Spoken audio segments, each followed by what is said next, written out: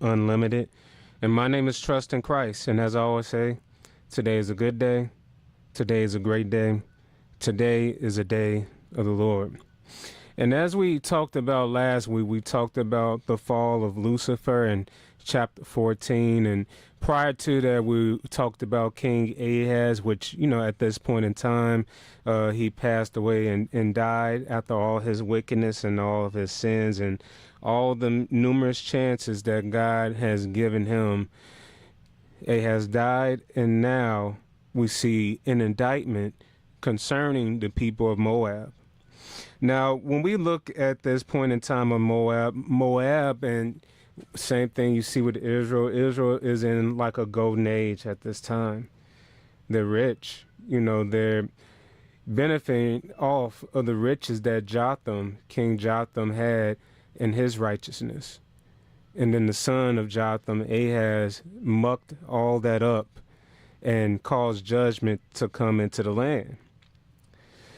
Now, Moab, and we look at Moab historically, Moab is one of the sons of Lot from his daughters that had him drunk, and, pretty much the grandfather and father of, is messed up, but of his children came this tribe called Moab.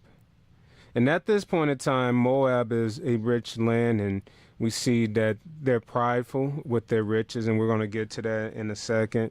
And God has not only given indictment out to Judah through Isaiah, but also to the surrounding nation of Moab, which is, near them when we look at them geographically. And we're going to get started. The burden of Moab. Because in the night, Ar of Moab is laid waste and brought to silence. Because in the night of Ker of Moab is laid waste and brought to silence. He's gone to Berjeth and to Dibon, the high places, to weep. Moab shall howl over Nebo and over Medeba. On all their heads shall be baldness, and every beard cut off. And in their streets they shall gird themselves with sackcloths on the tops of their houses, and in their streets every one shall howl weepingly and abundantly.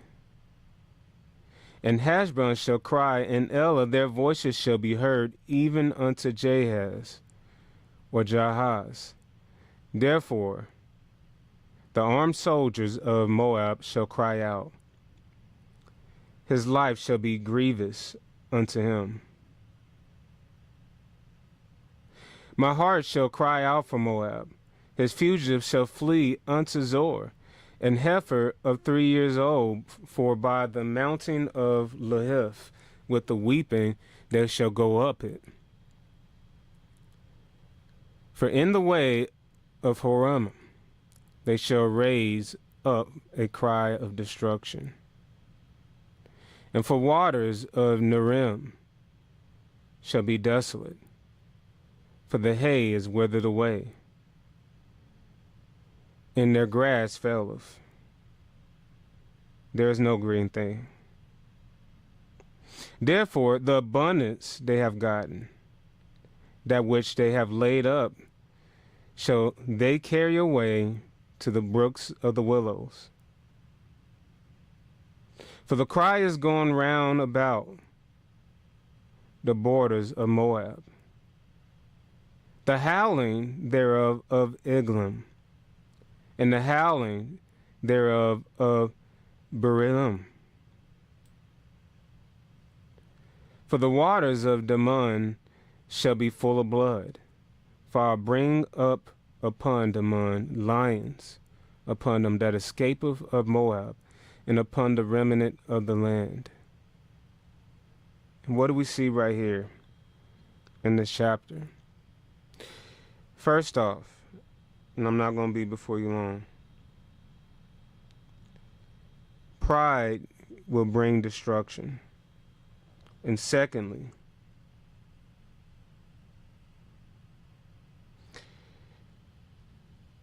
when it comes to wickedness, just like Sodom and Gomorrah, because it's quite ironic.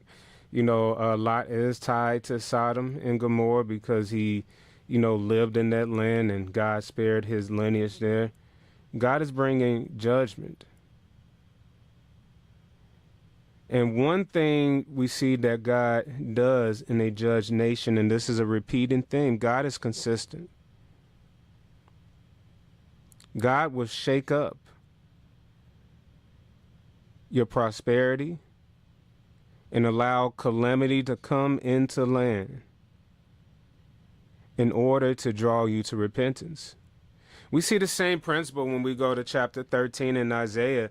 In Isaiah 13, we see a constant theme when God is bringing his proclamations and his judgments out. He says that his hands is stretched forth. That's a constant thing. His hand is stretched forth out. The judgment is brought to wake us up. And the same thing with Moab, because Moab, they are related to the Israelites. They're, of the lineage of Abraham, because Lot was, Abraham's, uncle, from what we see. But what we see from God, do not allow,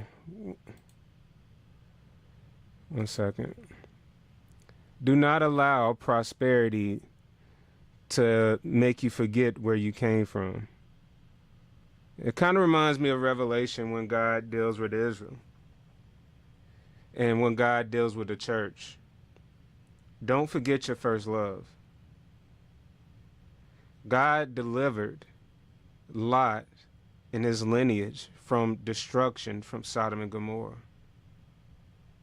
And even in this chapter, he hasn't forgotten them right here and right there. Very interesting when you look at it. And quite often, prosperity can be a great blinder to us. And, I'm going to give you an example. And, this happens later on in time when you go to Jeremiah 48. Let's go to Jeremiah 48 real quick. Jeremiah 48. And we're going to go to verse 19.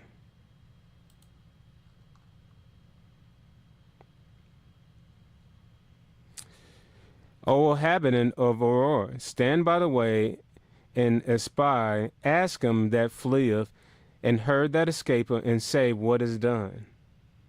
Moab is confounded, for it is broken down. Howl and cry, tell ye it in Aran, that Moab is spoiled. Interesting. So Moab is spoiled. Because they are spoiled, because they are ruined, God made it so that they can't escape. We see in judgment is come upon the plain of the country, upon Holon, and upon Jahaz, and upon Methath.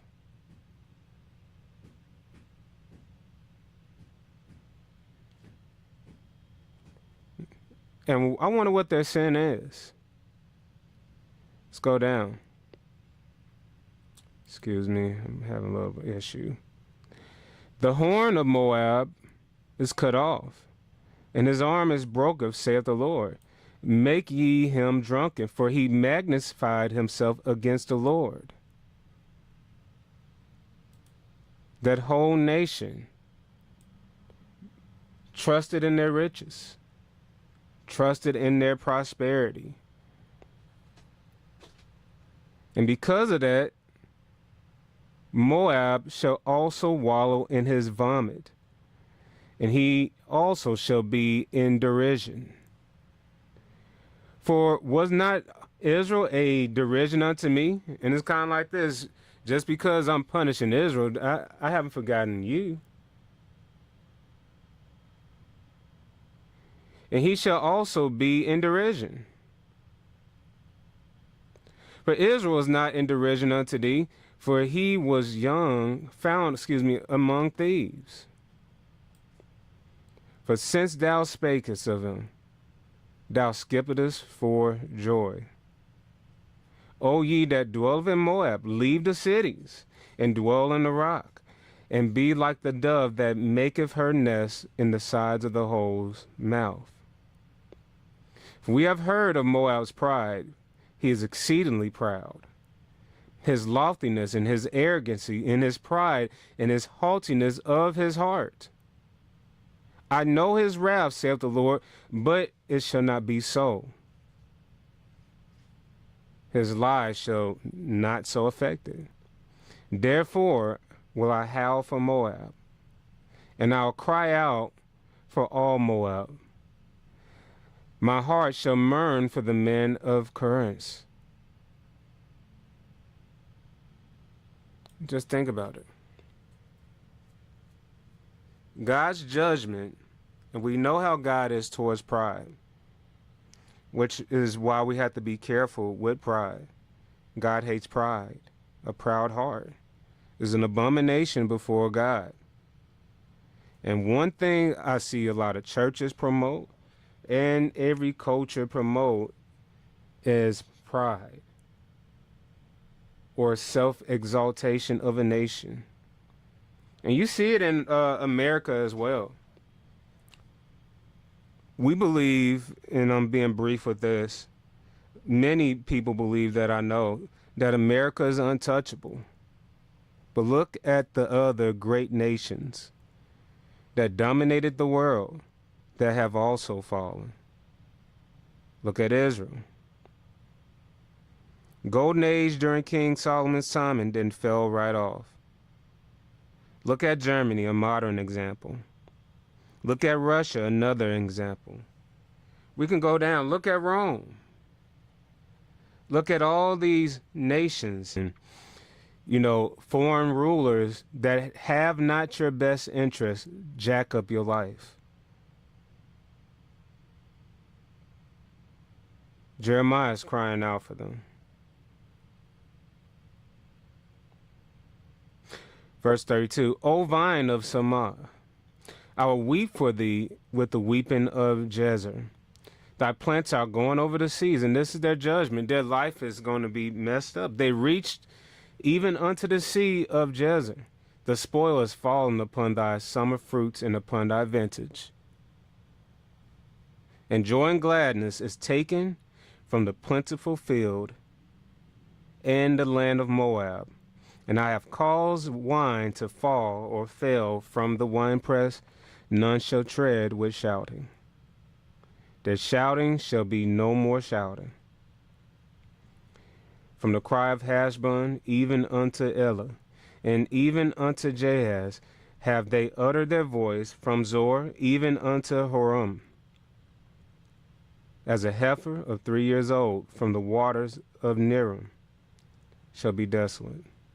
Moreover, I will cause to cease in Moab, saith the Lord, him that offereth in the high place, and him that burneth incenses to his gods. Therefore mine heart shall be sound for Moab like pipes. That's brutal. And my heart shall sound like pipes for the men of Cahernes, because the riches that he have gotten are, and not worry about getting robbed or broken into. But I wonder, like today, where did things fail? It started with pride. It started with not training up your children in the way they should go. When those hard times came, and there's a good saying that hard times build great men and men that build good times. But good times spoil men and create hard times. And that's very true. And that's the same thing with Moab. They might have started good, and this is similar to Israel, but they were prosperous. They didn't acknowledge God in all their ways. They didn't sing the songs of Moses and remember the works and acts that happened with Joshua. They didn't pass that down to their kids. And when their kids grew up and they saw the prosperity, they saw hard work, and they began to be entitled. And that's the same thing with my generation. We're a highly entitled but an ungrateful generation. And that's the root of the problem of this world. We're ungrateful to God in the position that we're at this very day, knowing that good times are a blessing from God. And when we forget God,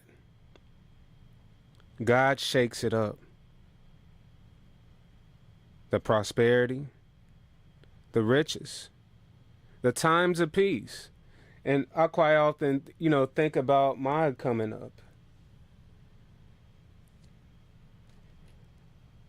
Having the certainty of a father and mother, that's a hard thing today. Most kids today, they're fatherless. They don't know their dad or mom like I did. Or like the generation before me, most of them, they knew their fathers and mothers. But what changed?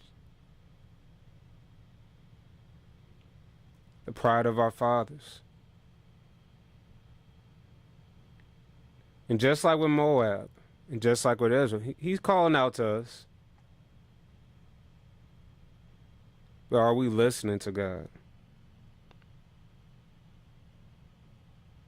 So this is the question. What do we do in a time like that? It's quite simple. Seek the Lord early. I want to read this real quick.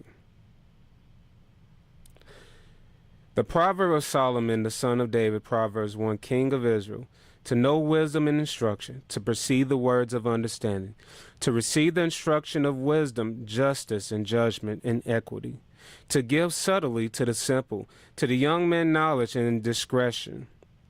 A wise man will hear. So if you are wise, hear. And will increase in learning. And the man of understanding shall attain unto wise counsel. So what shall I do in a time of judgment? Seek wise counsel, listen, increase in learning, and be an understanding person. A person that understands, they are able to break down the particles that build up something and know how it works. To understand a proverb and interpretation, the words of the wise and their dark sayings. The fear of the Lord is the beginning of knowledge, but fools despise wisdom and instruction. And this is the key to it all. Moab, they failed because of their pride. And when you're prideful, you ain't listening. Many men have died in military because of pride. Because they were puffed up. They thought they were someone that they wasn't. They didn't clothe themselves in humility, and they died. It quite often reminds me of Julius Caesar and some of the generals in the Civil War that died in the North out of pride, and even Robert E. Lee. And when he lost the Battle of Gettysburg, and I'm trying to remember, I think it was General Custer in his final charge, where he was instructed that the fields that he was heading towards would not work, and many men died and lived short lives because of the pride of that man. Pride is very destructive. But if these men would have listened to their good counsels, all of them would have lived. If Julius Caesar wasn't caught up in being declared a king and would have went to his wife that dreamed of his death he would have lived longer. And I'm not calling Julius Caesar a righteous man at all, but it's just sparking up in my mind all this pride that has caused many to fall. And listen to this. My son, hear the instruction of thy father, and forsake not the law of thy mother. For they shall be an ornament of grace unto thy head, and chains about thy neck. My son, if a sinner entice thee, consent thou not. Think about it. The world, they entice us as believers into sin. They try to draw you in through the pleasures. Don't do it. They say, come with us. Let us lay wait for blood. Let us lurk privily for the innocent without a cause. Let us swallow them up alive as the grave, the whole, and those that go down into the pit. We shall find all the precious substance. We shall fill our houses with spoils. Cast in thy a lot among us, and let us all have one purse. And that's the same thing with the devil. He draws you in. He tells you all the pleasure you're going to get. It kind of reminds me of this movie Heat, where this dishwasher, he got out of prison. He was washing dishes, and life was hard. And I forgot what the guy's name was in the movie. Swish probably knows. Came and offered him to be a getaway driver because he was struggling and he had his history. And guess what happened to him when he went out to rob that bank? He got a bullet in the head. He died. Was promised all of that. Enticement. You're suffering. You're struggling.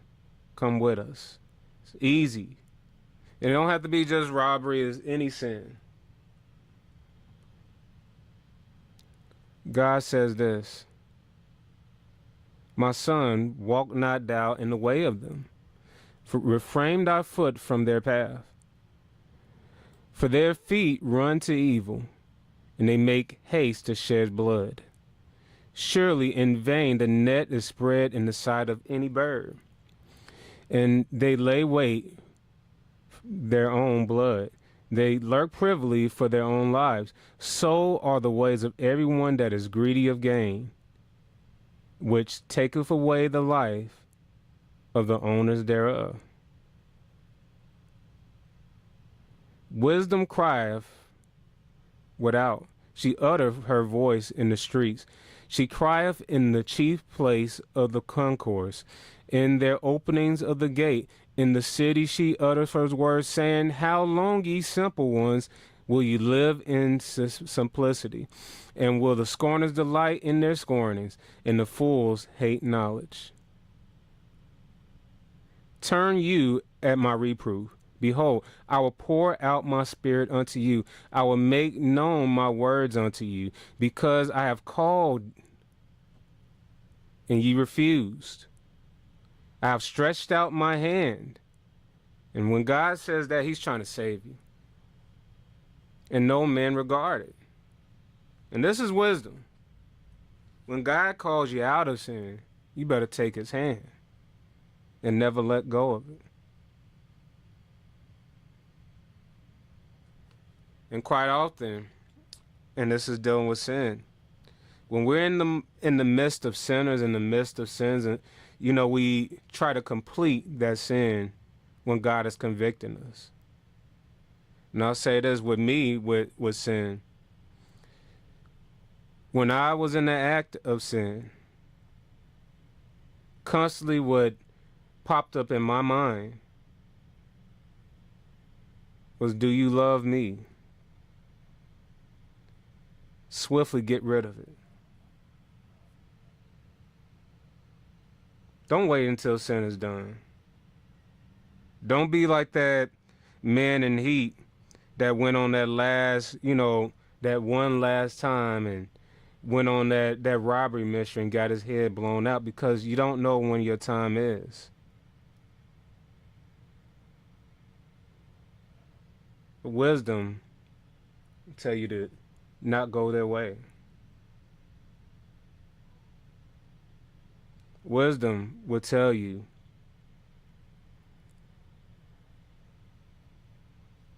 that it's better to have no riches than live in the wickedness of the riches.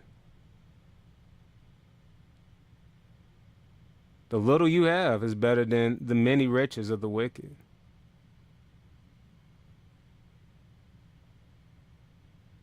I'm gonna read 23 again. Turn you at my reproof. Behold, I will pour out my spirit unto you. I will make known my words unto you, because I called and you refused. I stretched out my hand and no man regarded. But ye have set at naught at my counsel, and would none of my reproof. I will laugh at your calamity. I will mock you when your fear cometh. And when your fear cometh as destruction, your destruction shall come as a whirlwind, when distress and anger cometh upon you. Then they shall call upon me, and I will not answer. They shall seek me early, but they shall not find me. For they hated knowledge and did not choose the fear of the Lord. They were none of my counsel. They despised all my reproof. Therefore shall they eat of their own fruits of their own way, and be filled with their own devices. For the turning away of the simple shall slay them, and the prosperity of fools shall destroy them. But whosoever hearken unto me shall swiftly dwell safely, and shall be quiet from the fear of evil. And as I close, I'll say this. As a church, as a people, there's all types to fearing God. If you respect and you fear God and choose His way, you won't regret it. And this is an indictment to people and nations. Turn away from sin and turn to God. All right, we're going to end Bible study on that note. Any questions, comments, or any concerns as we close on out? I have a question. Mm-hmm. Is it wrong Christians to fear God? Shouldn't it be more so that, we love God rather than fear Him? I'll say it like this. Loving God is fearing Him, because when you look at the word fear, is respect, and it also entails of God's terror. And I'll say it like this. Fearing God, is something that kind of transitions, and this is what I mean. When we came to Christ, we didn't come to Christ because we loved Him first, but we came to Christ at the starting point because of fear. Look at the gospel. Look at God's judgment. God is a righteous judge, and because we're destroying and messing up His earth, God will wipe us out. And that threat of His power, it draws us all to repentance and trusting in His precious gospel. Because nobody loved God at first. And as you fear God and you respect Him, you are loving Him. It's kind of tied together. Is that making any sense? Yes. Okay. Anybody else? All right, we're going to close out on that notion. The CGU and all its biblical works are brought to you by the Bible. The God bless. Bible.